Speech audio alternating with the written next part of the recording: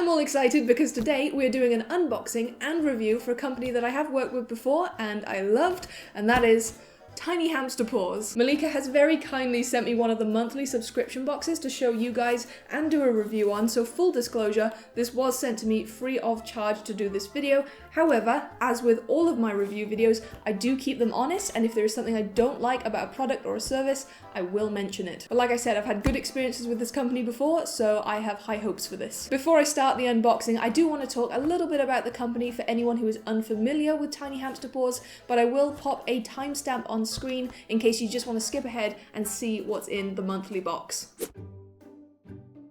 So who exactly are Tiny Hamster Paws? Well, as you may have guessed, they are an online store that sells pet supplies for animals like hamsters, mice, rats, and other small pets. They're a small independently owned company based in the UK, however, they do offer worldwide shipping for their international customers. Their services include the Tiny Paws shop, where you can buy individual supplies, the Tiny Paws bakery, where they sell various unique treats made in-house, and their themed monthly mystery boxes. Now, unlike many other monthly box services, these boxes are sold only as a one-time purchase and are not part of a recurring subscription, which means you don't have to worry about cancelling anything, you just buy the boxes you want and skip the ones you don't. If you want to know more about Tiny Hamster Paws or have any questions for the company, I will link their website in the description box below so you can go and check them out yourself. And now it's finally time to take a look inside January's box. Now this is a natural themed box, which I am particularly happy about because I'm going to be doing a natural theme for ammonia very soon. So let's open this up. Blimey, that's a big bag of treats. Like, that's bigger than my hand. And I have fairly regular sized hands. So let's take that out to have a closer look at it and also to see what's under it. So there's the rest of the box, we'll get to that in a moment. The camera is really not getting across how big of a bag this is. So these are by the brand Nature's Paws and they are called Petal Boost Sunflower. Described as delicious natural petal leaves for foraging and nibbling with added benefits for fur and skin. Nature's Paws 100% pure sunflower petals encourages your pet's natural foraging behaviors with a delicious nutrient boost.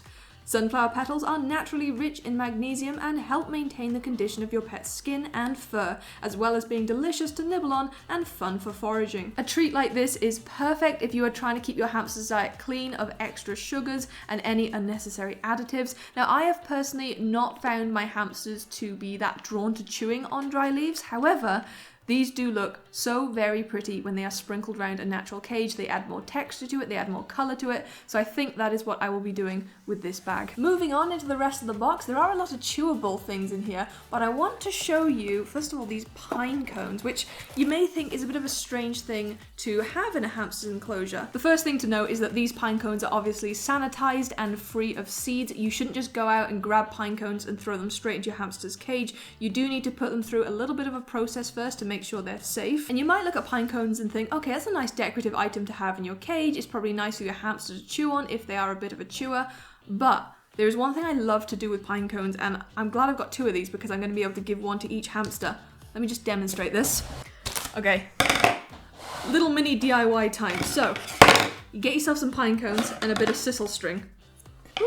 Tie your sisal string to the top of the pine cone, and then take any kind of treat you want. I've just got some sunflower seeds here because my little ones love these, and just pop them inside the gaps where the normal seeds would be, and then you hang it from the top of your cage. Very simple, but this is an incredibly enriching toy for hamsters. Hamsters benefit a lot if they have to work for their food and work for their treats. So putting their meals into something like a pine cone and just hanging it from the top of the cage, making sure it's low enough for them to reach it, but so they have to kind of move it around and get their noses in there and spin it a bit to get the treats out. That's going to help stimulate their brains. The reason simple forage toys like this are so good for your hamster is because when they have to work for their food, instead of just having it handed straight to them, then it actually triggers the reward center of their brain, which gives them positive feelings. So you can make your hamster's life a little bit happier simply by putting their food in slightly harder to get to places,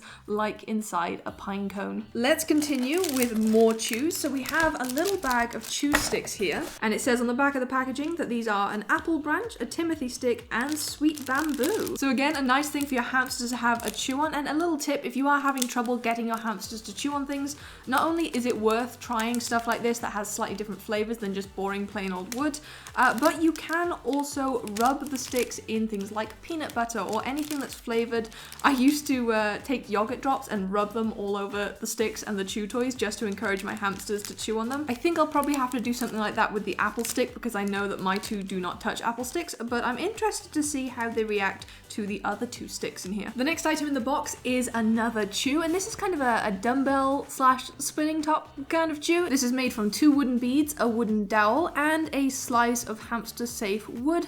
And your hamster can chew on this if they want to, but once again, if you don't have a chewer or if you just want to use it for something different, very similar to the pine cone situation, you can take yourself a piece of sisal string and you can wrap it around the end and tie a little knot in there. And if you hang this from the top of your cage so that the slice of wood is straight, then you can put any kind of treats on that slice of wood for your hamster to work to get to. They'll have to swing it around a bit to knock them off or climb up to grab them. Or if it's hanging at an angle where you can't get the treats to stay on, you can always use softer treats like peanut butter, yogurt, mushed fruit. And if you're using soft treats like that, you could also smear some on the little bead on the bottom. So again, your hamster has to work to get to it, and it triggers that reward center in their brain. Forage toys and simple puzzle toys are so important for hamsters, and yet they are so overlooked. So anytime you get a toy that you can turn into a forage toy or turn into a simple puzzle, I absolutely recommend doing so because your hamster will get so much more out of it than it just being a regular chew toy. I have been carefully pretending that I don't see that one thing in the box that you all have already seen. It's a bendy bridge, my one true love in life. I just do everything in life. I don't think I even need to sit and explain to you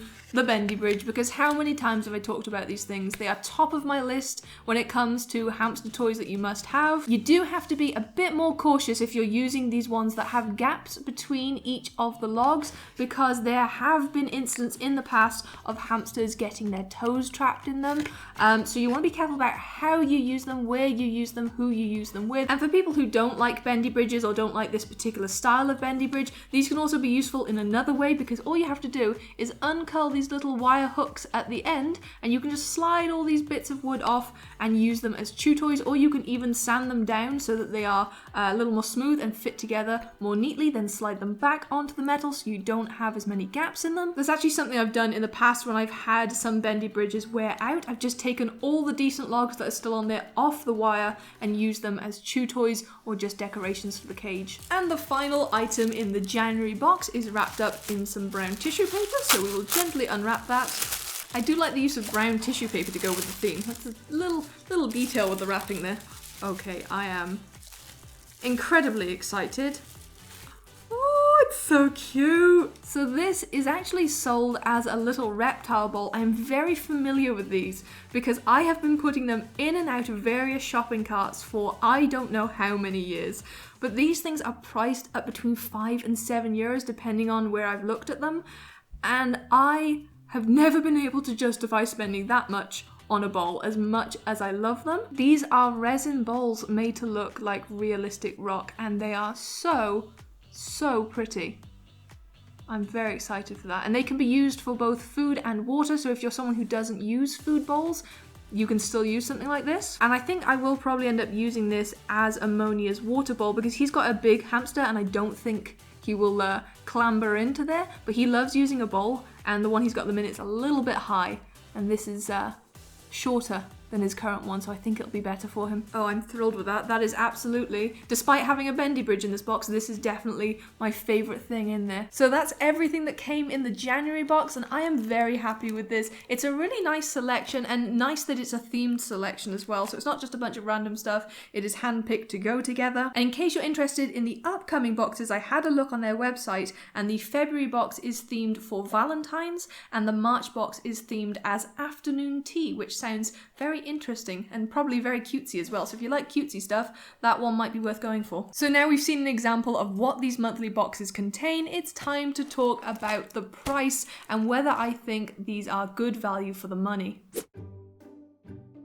When it comes to cost, the Tiny Paws boxes are definitely in the mid to higher range in comparison to similar services. However, I do think it's worth taking into consideration that you are of course paying for the novelty of surprise, the convenience of hand-picked items delivered directly to you, and in the case of Tiny Paws, you're more likely to get unique items that other box services don't offer. Regardless of the company, mystery boxes often do work out costing more than just going out and buying the individual items straight from a pet shop, and if you don't care for the novelty of surprise, then these boxes probably aren't going to be worth it for you anyway. The fact that these boxes are sold as a one-time purchase and not part of a recurring subscription is going to be a big pro for many people, especially as it gives you the freedom to skip any themes you aren't interested in, and it makes it less likely for you to end up with items you don't actually want. Now, if you're purchasing one of these boxes from a country outside of the UK, this is where the downsides come to play. Ordering products from other countries can sometimes get very expensive, and sadly, this isn't an exception. Once you've converted the cost of the boxes from pounds sterling and added on the cost of standard international shipping,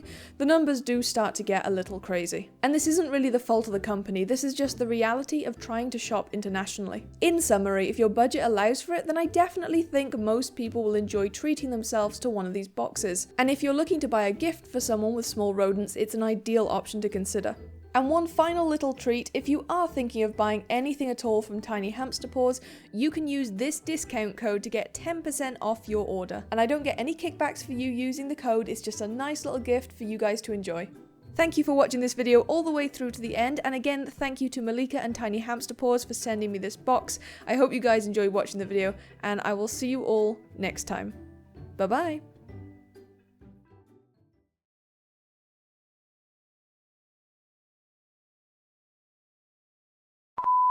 And I've done an unboxing and review for... Oh, don't you beep at me! My phone reminding me to pick up some more Monster energy drinks, as if I don't have too many already. That's not for distaste of the drink, that's because I brushed my teeth right before drinking it, because I'm an idiot. Let me just demonstrate this. If I can find the things I need. Where are my scissors? Where is anything that I have?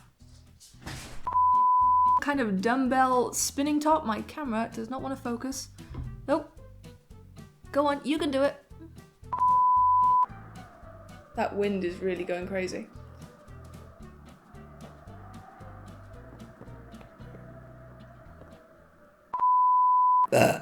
Excuse me. Every video.